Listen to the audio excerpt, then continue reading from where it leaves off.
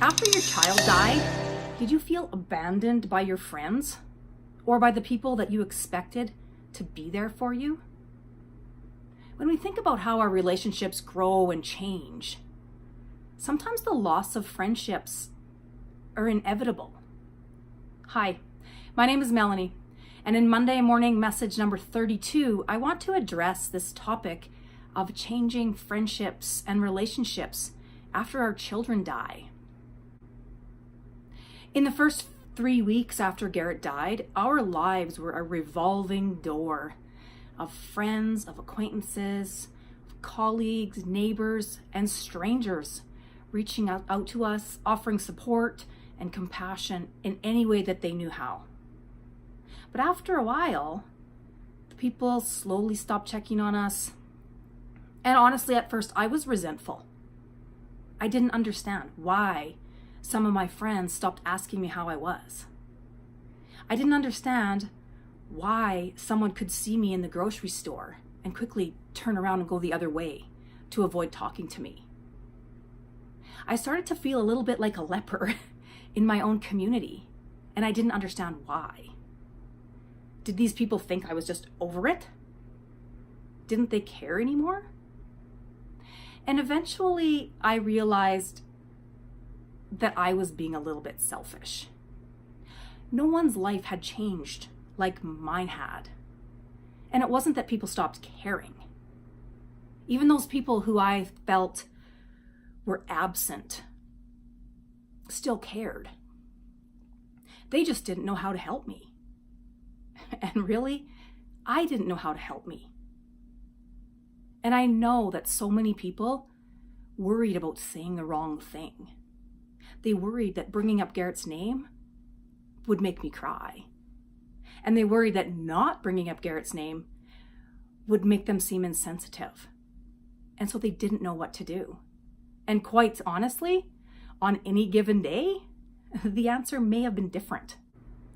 Your friends also have important things in their lives. They may have their own children, they have their own jobs, their own parents, maybe their own sickness, maybe the deaths in their own families, and overall the stress of day-to-day living. And so they may just not have extra energy for you. And there is no reason that you should feel resentful about that. People give what they can give.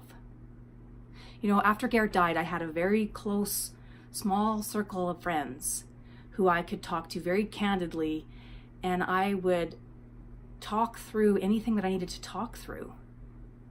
And I realized that that's all I needed.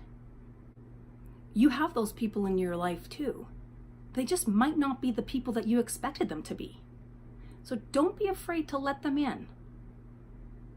And when I think about how our friendships change and evolve over the years, I understand how something as huge as child loss is going to change our relationships.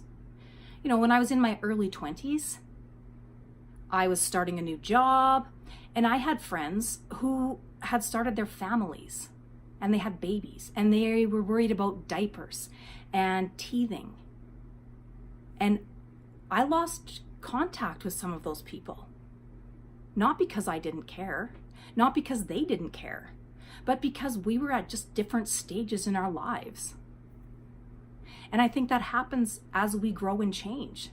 When I retire, I'm going to hang out with retired people.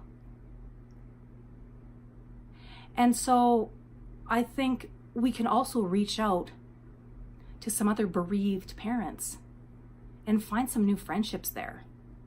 Since Garrett has died, I have met so many people from across the country who I now consider my friends.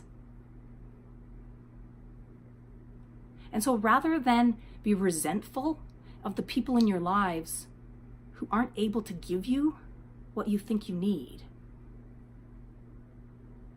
spend time with the people who can. Thank you for being here today. Please share my message with anyone who you think will appreciate it, and I will talk to you next week.